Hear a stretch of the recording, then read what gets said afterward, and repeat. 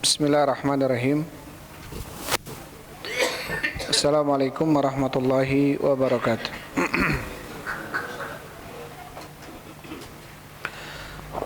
Alhamdulillahilladzi arsala rasulahu bil huda wa dinil haq liyudhhirahu 'alad dini kullihi wa kafa billahi syahida. Wa asyhadu an la ilaha illallah wahdahu la syarikalah iqraran bihi wa tauhida. Wa asyhadu anna Muhammadan abduhu wa rasuluh. Allahumma shalli wa sallim ala nabiyyina Muhammadin wa ala alihi wa ashabihi ajmain, amma ba'd. Ikhwan wa akhwati fillah, habibakumullah, jazakallahu khair.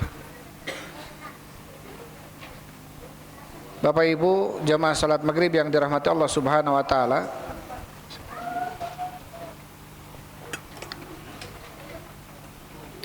insyaallah kita lanjutkan. Waalaikumsalam warahmatullahi. Kajian kita dalam kitab Tauhid karya Syekh Muhammad At-Tamimi An-Najdi rahimahullahu taala. Setelah kita sampai ke pembahasan pekan yang lalu di dalam bab ma jaa fi al-musawwirin, bab apa yang datang di dalam permasalahan musawwirin, tukang gambar. Dan ini sudah kita bahas ya. Dalam sebuah hadis Rasulullah sallallahu alaihi wasallam mengatakan asyaddul adzab atau asyaddun nasi adzaban yaumal qiyamati al-musawwirun,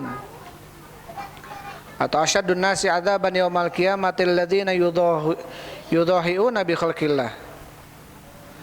Manusia yang paling keras siksaannya nanti di hari kiamat adalah orang yang menyerupai dengan ciptaan Allah Subhanahu wa taala. Dalam riwayat lainnya adalah orang yang menggambar.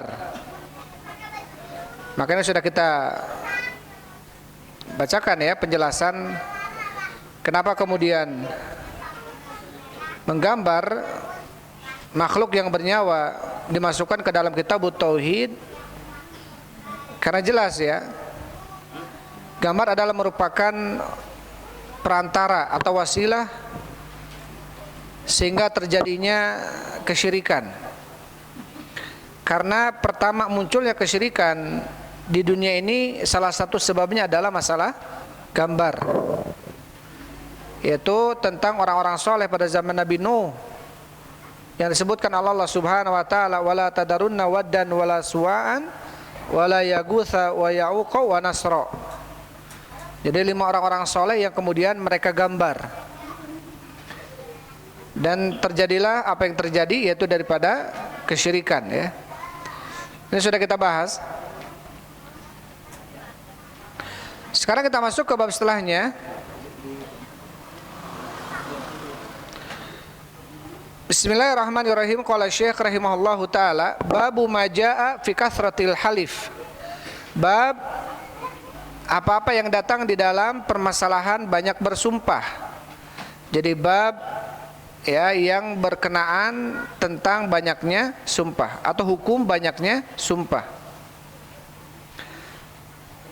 Dimasukkan bab ini oleh penulis Syekh Muhammad ke dalam kitab Tauhid karena tentunya termasuk kesempurnaan seseorang dalam bertauhid adalah dengan memuliakan nama-nama Allah Subhanahu wa taala, dengan memuliakan Allah dan memuliakan nama-nama Allah Subhanahu wa taala. Artinya tidak menghinakan nama-nama Allah. Kenapa kemudian banyak bersumpah dilarang?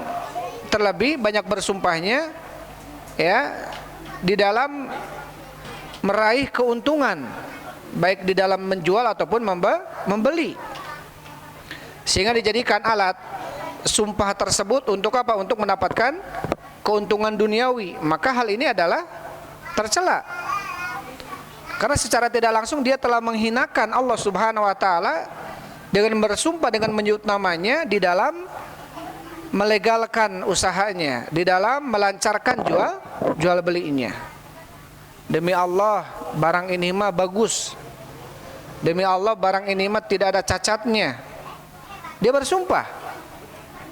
Ya, maka tentunya bersumpahnya dia untuk memelancarkan usaha ini menunjukkan apa? Menunjukkan orang tersebut telah merendahkan Allah Subhanahu wa taala.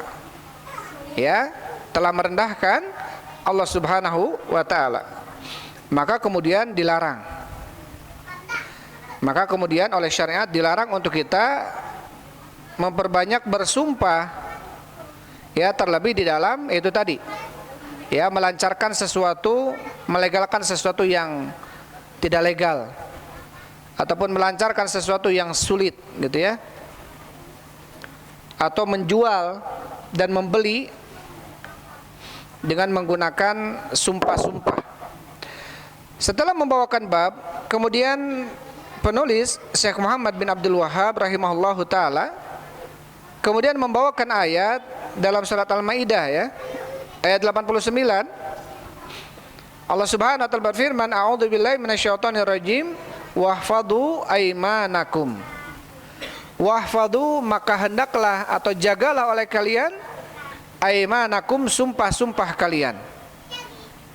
Ya, jagalah oleh kalian sumpah-sumpah kalian. Ai maksudnya la tahlifu, janganlah kalian banyak bersumpah. Wakila la tatrukuha bighairi takfirin, jangan kalian membiarkan sumpah tanpa membayar kafarah sumpah. Karena banyak orang yang bersumpah, demi Allah saya enggak akan begini, ternyata begitu. Berarti dia telah melanggar sumpahnya. Maka dia harus membayar kafarah dengan cara berpuasa 3 hari berturut-turut, atau dengan cara dia membayar memberikan makan kepada orang fakir miskin. Bentuk apa? Bentuk kafarahnya. Wahfadhu aimanakum, artinya jagalah sumpah-sumpah kalian. Artinya apa? Tidak memperbanyak sumpah kecuali di dalam hal-hal yang memang diperlukan. Artinya apa? Di dalam memperkuat, gitu ya, agar kita dipercaya orang, tentunya di dalam memperkuat, bukan melegalkan sesuatu yang haram atau melancarkan sesuatu yang susah, yang sulit.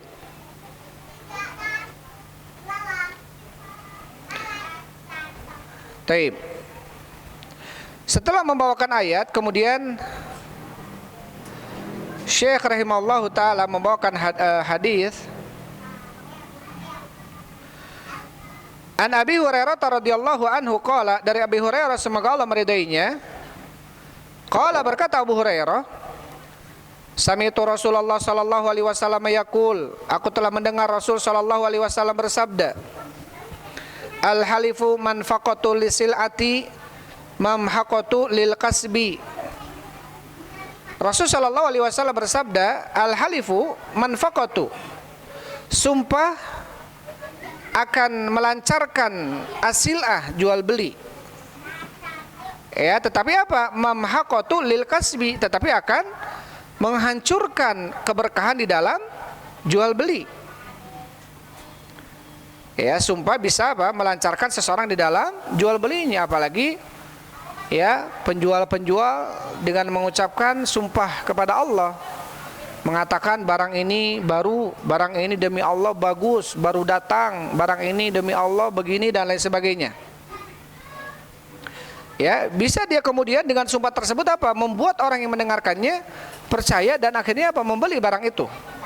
Tetapi apa? Mamhaqatu, artinya menghancurkan keberkahan di dalam jual belinya. Akhrajahu, hadis ini dikeluarkan oleh Imam Bukhari dan Muslim. Karena tentunya di dalam jual beli perlu seseorang dia memperhatikan keberkahan jual belinya. Untung sedikit tetapi berkah, ya, dibanding untung banyak besar tetapi hilang berkahnya. Dalam sebuah hadis Rasul sallallahu alaihi wasallam mengatakan, al bai'ani bil khiyar ma lam yatafarraqa. Dua orang yang saling berjual beli maka dengan khiyar, pilihan, selama apa? Tidak berpisah, selama belum berpisah. Jadi masih bisa tawar menawar selama keduanya belum berpisah. Kemudian Rasulullah SAW mengatakan, fa'in katama, maka barang siapa yang menyembunyikan barang dagangannya, maka apa? Kemudian Rasul mengatakan, muhiqat barakatu bai'ihima, maka akan hancurkan keberkahan di dalam jual beli keduanya. Tetapi fa'in bayyana wa sadaqa, apabila dia jujur dan menjelaskan kondisi barangnya, maka apa kata Rasul? Burikat lahu fi bai'ihima, akan diberikan keberkahan di dalam jual belinya. Ketika apa? Yang pertama menjelaskan seadanya tanpa kemudian bersumpah, demi Allah ini barang bagus, ya, demi Allah ini barang, pokoknya apalah yang diucapkan, kemudian agar si pembeli percaya dengan itu sehingga dia mengucapkan apa? Kalimat sumpah. Pada Rasul sallallahu alaihi wasallam ya mengatakan akan hilang keberkahan. Akan hilang keberkahan ketika justru kita ya menyembunyikan aib di dalam jual beli.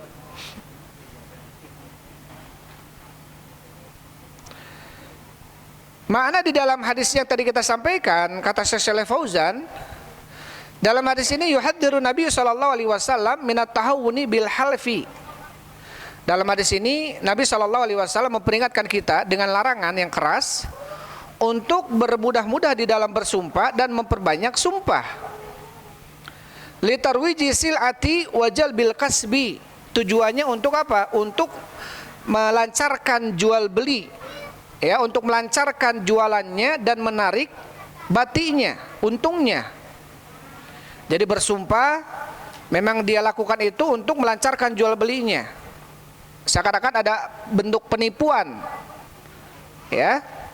Fainal insani idza halafa ala sil'ati annahu utiya fiha kada wa kada aw annahu ishtaraha bi kada wa kada wa huwa kadhibun faqad yadhunnuhu al-mushtari shadiqan. Karena seseorang ketika dia menjual kemudian dia bersumpah, demi Allah barang ini begini, barang itu begitu, saya membelinya sekian, saya membelinya sebegitu harganya, padahal dia dusta. Ya, dan terkadang walaupun dusta tetapi dibungkus dengan sumpah, yadunul mushtari shadiqan fima halifa alaihi. Maka orang yang membeli dia menyangka dia ini jujur karena bersumpah. Maka kemudian apa? Dia berdosa dalam hal ini. Hilang keberkahannya walaupun tentunya untungnya banyak gitu ya, banyak yang beli gitu. Wa huwa innama halafa tama'an fi ziyadah. Sesungguhnya dia bersumpah hanya untuk bertambah ataupun menambahkan keuntungannya. Fayakunu qad asallaha, maka terbukti dia telah bermaksiat kepada Allah Subhanahu wa taala dan hilanglah keberkahan. Ya, dan hilanglah apa? Keberkahan. Maka tentunya ini perlu kita perhatikan, terlebih seseorang yang berjual beli, ya, etika di dalam berjual, ya, di dalam berjual beli, untuk memperhatikan etikanya. Salah satunya apa? Tidak menutupi barang yang kita jual, kecuali kalau kemudian ya kita telah berupaya menjelaskannya atau di luar kemampuan, batas kemampuan kita, misalkan ya, tentang menjelaskan sesuatu. Misalkan kita jual mobil bekas, kita menjelaskan AC-nya kurang dingin, mobilnya ada kendala lah, mungkin kita sampaikan. Ternyata di balik itu ada kenal-kenal yang lain yang kita nggak tahu, ya. Maka ini masuk ke dalam kondisi apa? Seseorang la yukallifullahu nafsan illa wus'aha. Dalam surat Al-An'am Allah Subhanahu wa taala menjelaskan tentang pentingnya seseorang untuk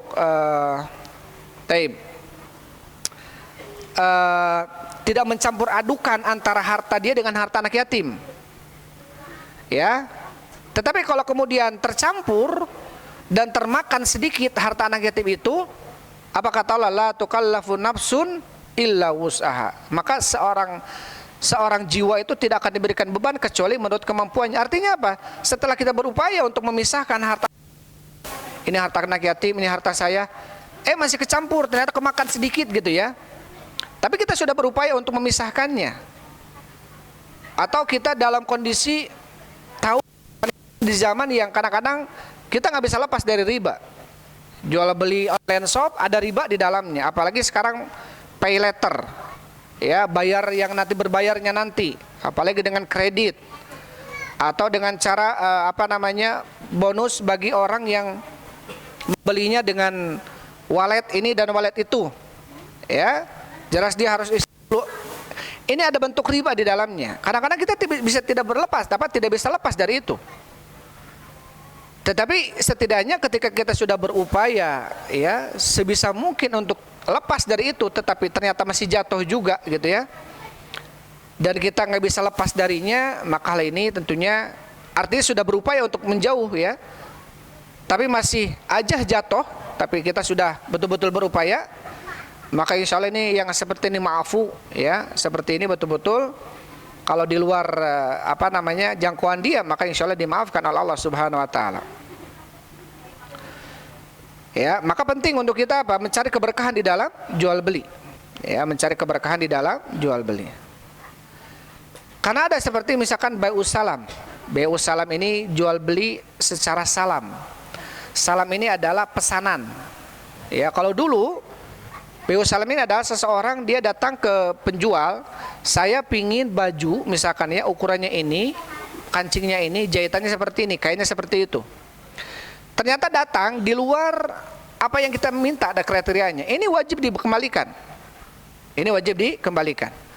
Tetapi kalau kemudian pas persis yang diinginkan, tetapi ada di sana mungkin jahitannya yang lepas, atau karena mungkin ketergesaan sehingga kancingnya ada yang kurang satu misalkan, itu di luar jangkauan dia misalkan, dia udah berupaya ternyata lepas misalkan, padahal dia udah bikin dengan bagus gitu. Maka hal-hal yang ringan sifatnya gitu ya, kita udah berupaya untuk benar di dalam melakukannya, tetapi ternyata masih aja jatuh kepada yang salah dan itu ringan. Nah, hal seperti ini kalau kita udah berupaya dengan benar, insya Allah hal ini dimaafkan ya oleh Allah Subhanahu Wa Taala. Jadi kenapa kemudian tidak boleh kita banyak bersumpah? Karena tentunya seseorang bersumpah terlebih di dalam melancarkan usahanya, menutupi aibnya, hal ini adalah bentuk kedustaan dan berdosa kepada Allah Subhanahu Wa Taala, sehingga ada bentuk merendahkan nama Allah Subhanahu Wa Taala. Artinya menjadikan nama Allah sebagai alat ya agar lancar di dalam usahanya.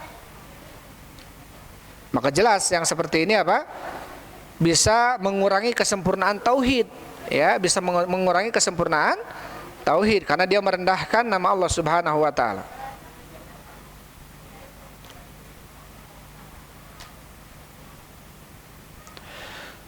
Tapi kemudian setelah membawakan hadis yang pertama dari Abu Hurairah, kemudian Syekh membawakan hadis yang kedua, wa an Salman radhiyallahu anhu, dari Salman Al-Farisi, semoga Allah Subhanahu Wa Taala meridainya, anna Rasulullah sallallahu alaihi wasallam qala, bahwasanya Rasul sallallahu alaihi wasallam bersabda, salasatun la yukallimuhumullah, 3 orang yang Allah Subhanahu Wa Taala tidak akan ajak bicara mereka, wala yuzakkihim, dan Allah tidak akan mensucikan mereka, walahum adzabun alim, dan bagi mereka adab yang pedih. Ya, 3 orang yang tidak akan diajak bicara oleh Allah dan tidak akan disucikan mereka, dan bagi mereka adab yang pedih. Yang pertama adalah Usyaimitun Zani. Usyaimitun Zani ini adalah orang yang sudah beruban, udah tua tapi masih melakukan perzinahan. Ya, tua bangka gitu ya. Kemudian yang kedua wa'ailun mustakbir. Yang kedua adalah orang yang miskin, yang fakir tapi sombong. Orang yang miskin, yang fakir tapi sombong. Dan yang ketiga adalah warajulun ja'alallaha bidha'atahu, seseorang yang telah menjadikan Allah di dalam barang dagangannya. La yashtari illa biyaminihi, tidaklah dia membeli kecuali dengan bersumpah. Wala yabi'u illa biyaminihi, tidaklah dia menjual kecuali dengan bersumpah. Hadis ini riwayat Tabrani bisanadin sahih, dengan sanad yang sahih. Jadi ketika Allah Subhanahu Wa Taala menjelaskan sebuah amalan, dan amalan itu ada ancamannya di dunia dan di akhirat, menunjukkan amalan tersebut dosa besar. Ya, menunjukkan amalan tersebut dosa besar. Yang pertama adalah ya Usyaimitun Zani, orang yang sudah tua, ini usyaimit ini adalah dari kalimat syaib, atau orang yang beruban tapi dia berzina. Ya, orang yang beruban tapi dia berzina. Ini bentuk tasgirnya dari ashmat, yaitu yang di dalam rambutnya ada ubannya. Ya, menunjukkan kalau orang itu sudah apa? Sudah tua gitu ya. Kecuali kalau memang dari kecil sudah ubannya banyak gitu ya. Ini intinya apa? Intinya usmayatuz zani ini adalah orang yang sudah tua tapi masih berzina, atau orang yang sudah pernah menikah dan dia berzina. Karena apa? Hukumnya beda. Yang bujang berzina dengan yang sudah nikah atau yang sudah tua berzina, ini hukumnya beda. Kalau yang bujang dan pemuda-pemudi berzina, hukumannya dalam Islam dia dicambuk 100 kali cambukan, dan dia harus diusir dari kampungnya 1 tahun. Ini kalau yang belum menikah. Tapi bagi yang sudah menikah, maka dia dirojam, dia dilempar dengan batu, dimasukkan ke dalam tanah, ya, dan dia dilempar kepalanya oleh batu sampai apa? Sampai meninggal. Ini hukuman dalam Islam.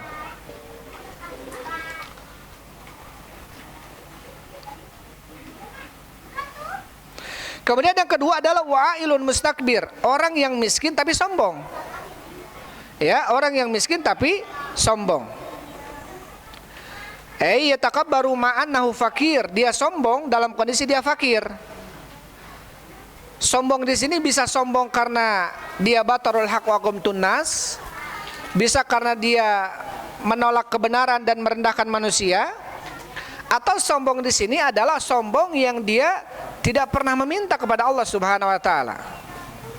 Karena Allah Subhanahu wa taala berfirman, "Wa qala rabbukum ud'uni astajib lakum. Innal ladzina yastakbiruna an ibadati." Ya, Allah Subhanahu wa taala berfirman, "Ud'uni astajib lakum." Mintalah kalian kepadaku, aku akan jawab kalian. Jadi orang yang senantiasa meminta kepada Allah akan diberikan jawaban oleh Allah Subhanahu wa taala. Kemudian Allah berfirman, "Innal ladzina yastakbirun," sesungguhnya orang yang sombong daripada beribadah kepadaku. Ibadah dalam ayat ini maksudnya adalah doa. Sesungguhnya orang yang sombong di dalam berdoa, di dalam meminta kepadaku, maka dia akan masuk ke dalam jahannam.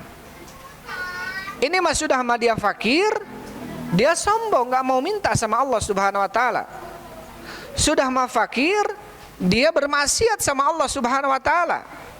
Padahal apa? Padahal yang menyebabkan dia diberikan kemudahan urusan, baik urusan duniawinya, urusan ukhrawinya, adalah kedekatan dia dengan Allah Subhanahu wa taala. Ini jaminan dari Rasul sallallahu alaihi wasallam. Ya. Apa kata Rasul kepada Ibnu Abbas yang masih kecil ketika Ibnu Abbas dinasihati oleh Rasul sallallahu alaihi wasallam? Apa kata Rasulullah? Ihfadillaha yahfadka. Jagalah olehmu Allah, niscaya Allah akan menjagamu. Artinya apa? Jaga batasan-batasan Allah dengan cara melakukan perintahnya, menjauhi larangan-larangannya. Ketika kita termasuk orang yang menjaga batasan Allah, melaksanakan perintah, menjauhi larangan, maka apa balasan dari Allah? Kata Rasul, yahfadka, Allah akan menjagamu. Menjaga kita dari kesulitan, menjaga kita dari gundah gulana, ya. Manusia ini Allah Subhanahu wa taala jadikan apa? Fi kabad. Walaqad khalaqnal insana fi kabad. Dan kami telah menciptakan manusia dalam kondisi kabad. Kabad ini dalam kondisi susah. Ya, kita melihat orang kaya, kadang-kadang kita melihat dengan kasada, dengan prasangka kita, wah dia senang, dia ini. Enggak. Allah berikan kesempitan, Allah berikan kesusahan, Allah berikan gundah gulana, Allah berikan sama kepayahan. Dengan harta yang dimilikinya, Karena harta yang dimiliki nggak menjamin dia kemudian hilang susah payah itu hilang, enggak. Semua manusia dalam kondisi itu. Hanya saja orang-orang yang diberikan kemudahan dengan cara apa itu tadi? Ihfadillah, jagalah olehmu Allah. Yahfadkan, niscaya Allah akan menjagamu. Kadang ketika kita merenung sendiri gitu ya, dalam kondisi keterbatasan yang Allah berikan kepada kita, baik harta duniawi gitu ya, terkadang kita mengeluh, terkadang kita melihat ke atas kita, oh dia mungkin enak, dia mungkin senang dengan harta yang dimilikinya. Belum tentu kalau dia termasuk orang yang jauh dari Allah, itu belum tentu. Sama semua manusia itu apa? Khuliqal insan fi kabad, dalam kondisi kesusahan, ya, kepayahan, payah, gundah gulana, itu menimpa, ya. Makanya kemudian kita apa? Kita menyempatkan waktu-waktu kita untuk berzikir kepada Allah, untuk berkumpul di majelis-majelis ta'lim. Salah satunya apa? Untuk kita diberikan apa? Agar diberikan ketenangan oleh Allah Subhanahu wa taala. Maka itu yang kedua, ya. Wa'ilun mustakbir. Dan yang ketiga adalah warajulun ja'alallaha bidha'atahu. Dan seseorang yang telah menjadikan Allah bidha'atahu di dalam barang dagangannya. Tidaklah dia menjual membeli kecuali dengan sumpah kepadanya, dan tidaklah dia menjual kecuali dengan sumpah kepadanya. Ini tentunya perlu seseorang untuk apa? Menjaga sumpah. Kalau kita lihat di Arab itu kadang-kadang mudah dalam bersumpah, ya. Wallahi, wallah, ana wallah. La ma gitu, ya. Enggak, saya enggak melakukannya demi Allah. Dikit-dikit demi Allah. Dikit-dikit demi Allah. Makanya banyak di sana kalau kita lagi di Yaman gitu, ya, itu sering ada yang nitip uang ribuan real. Ini untuk makan orang-orang Indonesia. Apa ini? Kafaroh. Kenapa? Kemarin teman saya dia sumpah, dilanggar sumpahnya. Akhirnya kita bikin makanan atau beli makanan, makan bareng. Beberapa saat setelah itu ada yang ngasih uang lagi. Ini apa? Ini makanan untuk kafaroh sumpah. Banyak sekali, ya, karena Allah alam, ya, keterbiasaan mereka untuk apa? Untuk bermudah-mudah di dalam bersumpah. Padahal asal hukum ketika kita melihat seseorang muslim dia berbicara, asal hukumnya kita percaya kepada dia. Kecuali kalau ada keraguan, ada korina yang membuat kita tidak percaya kepadanya, maka kita minta sumpah kepada dia. Ya, itu boleh untuk menguatkan bahwasanya saya benar gitu. Tapi kalau dia apa, ya, menjadikan sumpah tersebut agar melancarkan usahanya dan menutupi kebohongannya, ini tentunya berdosa, bahkan termasuk dosa besar.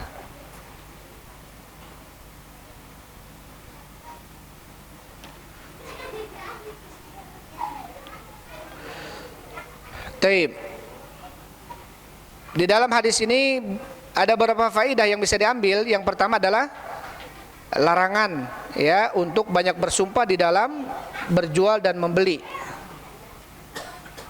dan anjuran untuk menghormati nama-nama Allah Subhanahu wa taala di dalam bersumpah. Dalam yang kedua, di dalam hadis ini ada itsbatul kalami lillah, penetapan kalam milik Allah. Allah tuh berucap, berbicara, ya. Dan kita harus tetapkan itu, bahwasanya Al-Quran adalah kalamullah. Yang ketiga adalah tentang larangan keras dan dosa besarnya berzina, terlebih kalau dia sudah tua. Yang keempat adalah at-tahdzir min minal kibri ila siyama fi hakil fakir. Larangan keras dari sifat sombong, terlebih yang mempunyai sifat sombong ini adalah orang yang fakir. Kerema fakir, kerema miskin, sombong deh gitu.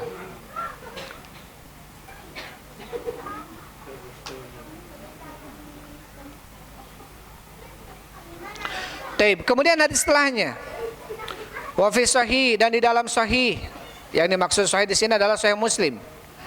An Imran bin Husain, dari Imran bin Husain radhiyallahu anhu, semoga Allah meridainya. Qala Rasulullah sallallahu alaihi wasallam, telah bersabda Rasul sallallahu alaihi wasallam, khairu ummati qarni, sebaik-baik umatku adalah generasiku. Sebaik-baik umat adalah generasiku, yaitu generasi para sahabat. Tsumma alladzi yalunahum, kemudian generasi setelahnya, yaitu generasi tabi'in. Tsumma alladzina yalunahum, kemudian generasi setelahnya, yaitu tabi'in. Sebagian ulama mengatakan qurunus sahabah ini 100 tahun pertama, dari 1 Hijriah sampai 100 tahun Hijriah, atau sahabat yang bertemu dengan Rasul sallallahu alaihi wasallam walaupun 1 kali pertemuan, maka disebut dengan sahabat. Dan termasuk sahabat yang paling akhir meninggal adalah taib wasilah, taib. Allah musta'an. Ada Anas, tapi ada yang lebih ini lagi. Abul Asqa, bukan Abul Asqa, Wasilah bin Taib. Dan yang paling masyhur adalah Anas bin Malik, ya, yang paling akhir meninggal. Sampai ketika pada zamannya Yazid bin Muawiyah ataupun Hajjaj bin Yusuf ketika itu dari Bani Umayyah yang menjadi gubernur Irak, ya, yang zalim ketika itu, yang diriwayatkan pernah membunuh salah satu daripada sahabat. Kemudian para tabi'in datang kepada Anas bin Malik karena Anas masih hidup ketika itu. Intinya Anas bin Malik dan Wasilah bin Asqa, ya, Wasilah bin Asqa, sahabat yang paling akhir meninggal dengan Anas bin Malik. Dan 200 abad kedua, yaitu 200 kedua, ini namanya tabi'in atau tabi'in yang bertemu dengan sahabat. Dan 300 ketiga, 100 ketiga artinya apa? Ini tabi'ut tabi'in. Di sana ada tabi'ut tabi'in termasuk Imam Syafi'i, Imam Malik, gitu ya, atau Imam Ahmad di bawahnya, Imam Bukhari, atau setelahnya para ulama atau para a'immah. Maka di sini Rasulullah SAW generasi yang disebutkannya adalah generasi yang penuh dengan kemuliaan. Sahabat, tabi'in dan tabi'ut tabi'in. Walaupun di dalam generasi itu tersesat misalkan ada, tetapi lebih banyak apa yang mendapatkan hidayah. Tapi lebih banyak yang mendapatkan hidayah dibanding orang-orang yang sesatnya gitu. Kemudian qala Imran, fala adri adzakara ba'da qarnihi marrataini aw thalathan. Kata Imran bin Husain, aku tidak tahu apakah setelah itu menyebutkan generasinya 2 kali atau 3 kali. Tsummal ladzina yalunahum, tsummal ladzina yalunahum, kan ini 2. Nggak tahu 3 kali, nggak tahu 2 kali gitu. Tsummal ladzina yalunahum gitu. Ini kata Imran bin Husain. Kemudian tsumma inna ba'dakum, kata Rasulullah, qauman, ada satu kaum yashhaduna wa la yustashhadun. Mereka bersaksi sebelum diminta persaksian. Wa yakununa wa la yu'tamanun, mereka berkhianat dan tidak diberikan amanat karena memang tidak dipercaya. Wa yanzuruna wa la yufun, mereka bernadar tetapi tidak menunaikan nadar-nadar mereka. Wa yadharu fihi musiman, dan muncul di antara mereka orang-orang yang gemuk. Ah, ini orang-orang gemuk ini, aduh. Ya. Dan muncul di antara mereka orang-orang yang gemuk. Bukan gemoy tapi gemuk, ya. Taib. Di sini disebutkan oleh Rasulullah SAW tadi tentang keutamaan apa generasi, ya, tentang keutamaan generasi sahabat, tabi'in dan tabi'ut tabi'in. Kemudian setelah generasi sahabat, tabi'in dan tabi'ut tabi'in, kemudian setelah itu ada kaum-kaum yang mereka apa? Yashhadun wa la yustashhadun. Artinya apa? Mereka bersaksi dan sebelum diminta persaksian. Artinya persaksian mereka ini persaksian yang dusta. Kata Syekh Shalih Fauzan, syahadatuz zur. Kenapa mereka tidak diminta persaksi? Karena percuma. Persaksiannya adalah dusta.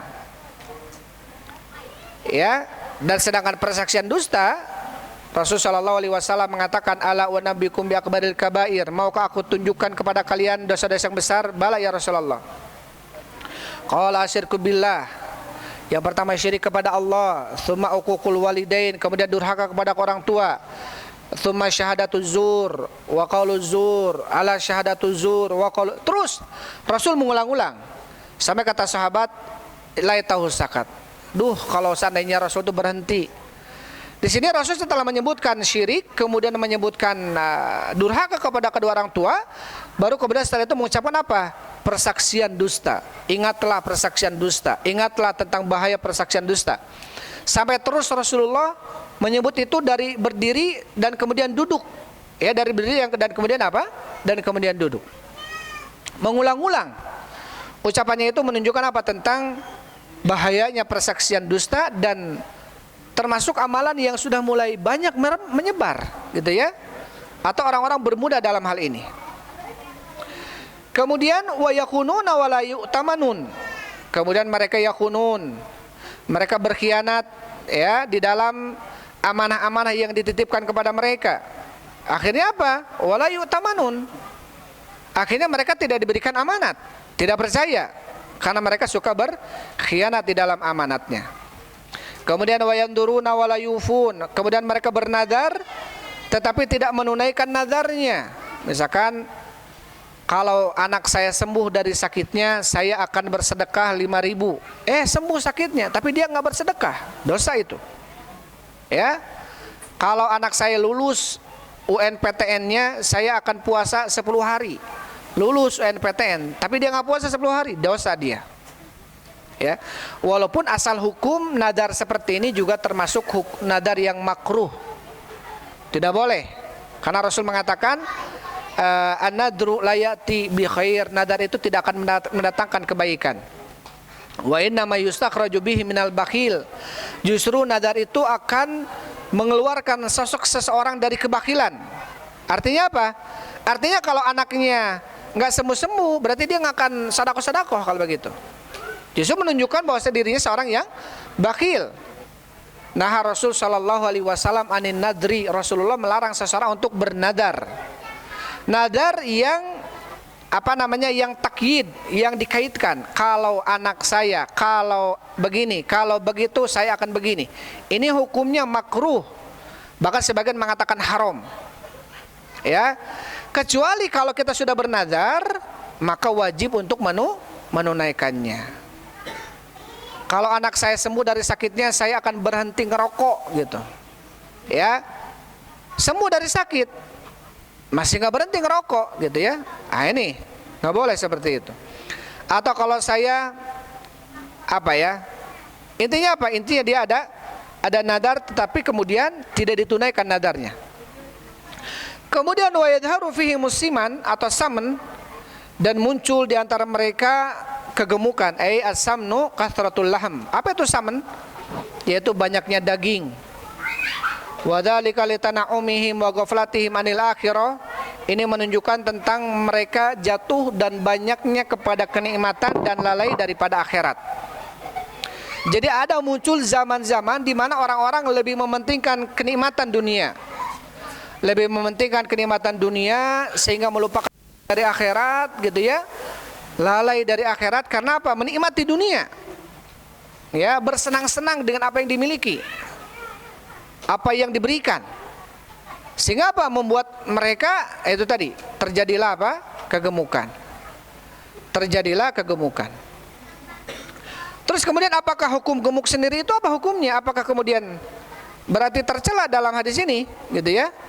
Memang datang sebuah hadis, tetapi hadisnya dhaif ya, didhaifkan oleh para ulama. Tentang apa? Tentang kegemukan atau tentang gemuk ya. Dalam sebuah hadis Rasulullah mengatakan, innallaha yubghidu al-habras samin. Sesungguhnya Allah mencintai para ulama yang gemuk, ya. Para ulama yang gemuk. Hadis ini didhaifkan oleh para ulama.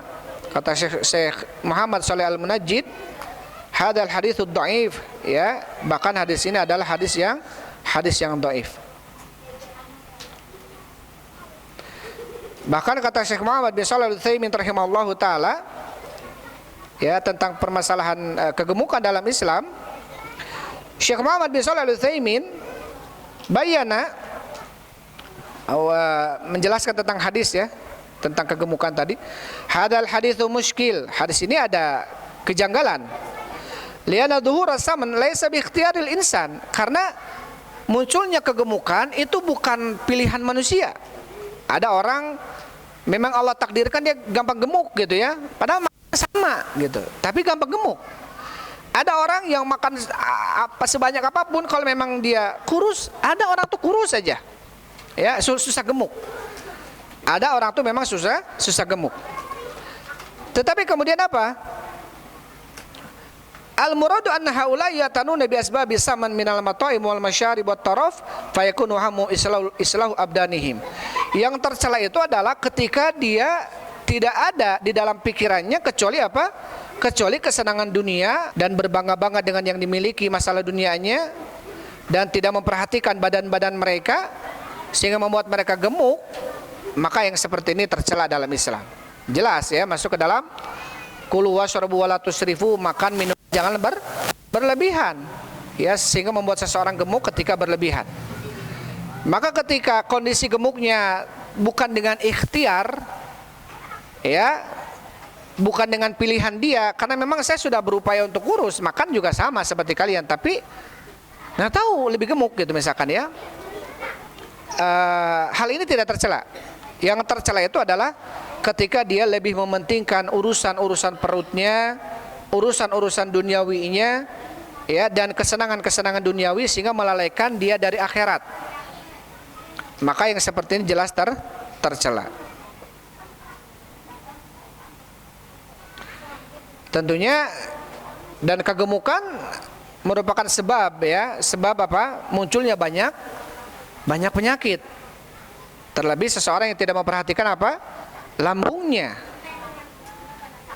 Rasulullah SAW mengatakan, inna wi'a asyar min bani Adam. Sesungguhnya tempat yang paling jelek yang ada pada Bani Adam, min batnihi, tidak ada tempat yang paling jelek yang ada pada Bani Adam daripada perutnya. Jadi tidak ada tempat yang paling jelek, wi'a ini tempat wadah, yang ada pada manusia dibanding perutnya. Jadi apa? Termasuk hampir semua jenis penyakit muncul dari apa? Dari lambung, dari perut. Karena Rasul mengatakan fathuluthu li ta'amihi, maka sepertiga untuk makanannya, wa thuluthun li syarabihi, sepertiga untuk minumannya, wa thuluthun li nafasihi, sepertiga untuk nafasnya. Sepertiga untuk nafasnya. Maka kemudian apa? Dikhawatirkan kegemukan justru apa? Mengundang banyak penyakit. Sedangkan muslim yang paling dicintai oleh Allah adalah muslim yang kuat. Ya. Al-mu'min qawi khairun minal mu'min dhaif. Orang mukmin yang kuat lebih dicintai oleh Allah dibanding orang mukmin yang lemah. Tentunya salah satu bentuk kekuatan adalah ketika dia badannya proporsional, badannya tidak gemuk gitu, ya. Menunjukkan dia lebih sehat, ya. Itu tentunya lebih disukai. Ya, itu tentunya lebih disukai.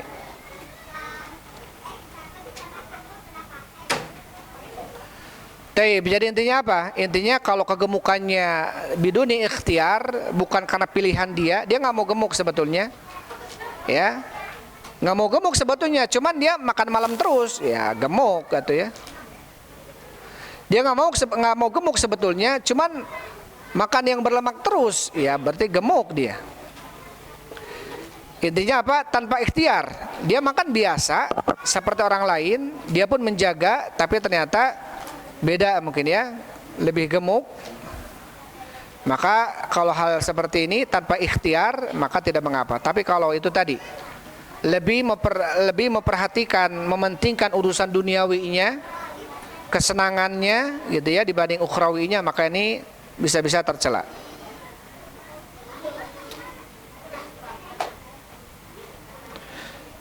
Taib.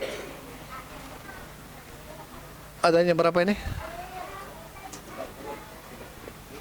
Kenapa menit? Kemudian setelahnya wafihi, dan masih di dalamnya dan darinya. Ini masih diriwayatkan oleh Imam Bukhari dan Muslim. An Ibnu Mas'ud radhiyallahu anhu, dari Ibnu Mas'ud semoga Allah meridainya, anna Nabi sallallahu alaihi wasallam qala, bahwasanya Nabi sallallahu alaihi wasallam bersabda, khairun nasi qarni, sebaik-baik manusia generasiku. Tsummal ladzina yalunahum, kemudian generasi setelahnya. Tsummal ladzina yalunahum, kemudian generasi setelahnya.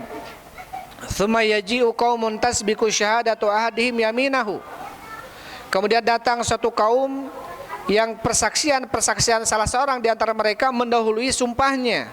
Wa yaminuhu syahadatahu, dan sumpahnya mendahului persaksiannya.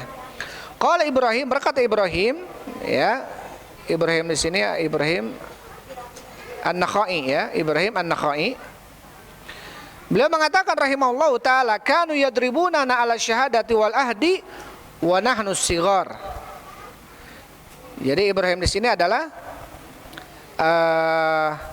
An-Nakhai. Beliau mengatakan mereka dulu, ya, orang-orang tua mereka, tentunya ini Ibrahim tabi'in atau orang-orang sebelumnya, yaitu para sahabat, Membiasakan kami untuk senantiasa apa? Bersyahadat dan menunaikan janji, dan kami waktu itu masih kecil. Jadi untuk menjaga syahadat, persaksian, untuk menjaga amanah. Jadi apa? Agar terbiasa untuk apa?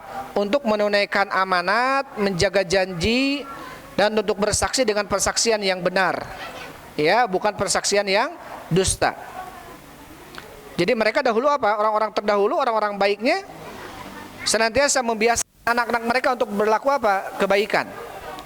Salah satunya apa? Untuk menjaga lisan-lisan mereka agar tidak bersumpah dengan sumpah-sumpah serapah, dengan persaksian yang dusta, ya. Makanya perlu untuk apa? Untuk senantiasa kita latih anak-anak kita untuk tidak berdusta, ya, untuk tidak berdusta.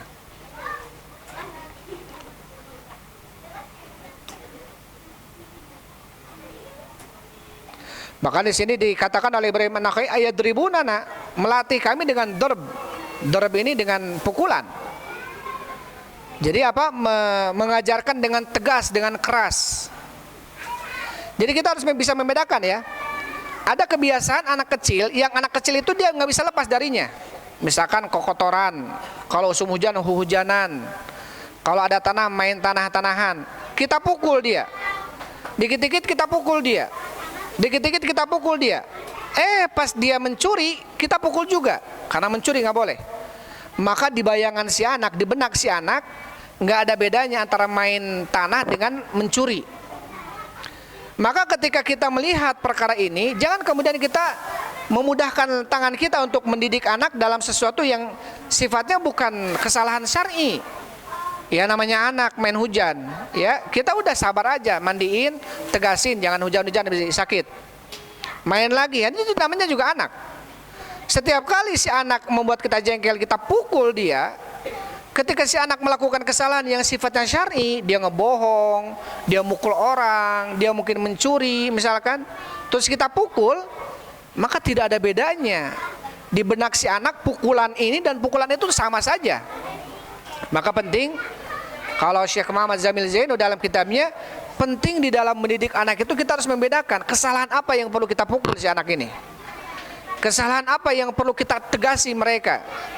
Ya, kalau kesalahan yang sifatnya membuat kita jengkel gitu ya, dan ini tidak salah dalam Islam, wajar anak kecil main tanah kotor-kotoran gitu ya, maka jangan kemudian bermudah-mudah kita di dalam memukul mereka. Karena si anak akan akan dia mengambil pelajaran dari itu. Oh, ternyata mencuri dengan bermain tanah itu sama-sama marah. Berarti hukumnya akan sama gitu, padahal jelas-jelas beda gitu ya. Taib, itu saja yang bisa saya sampaikan ya untuk pertemuan ini. Wallahu a'lam bishawab. Alhamdulillah wassalatu wassalamu ala Rasulillah. Subhanakallahumma rabbana wa bihamdik asyhadu an la ilaha illa anta astaghfiruka wa atubu ilaik. Assalamualaikum warahmatullahi wabarakatuh.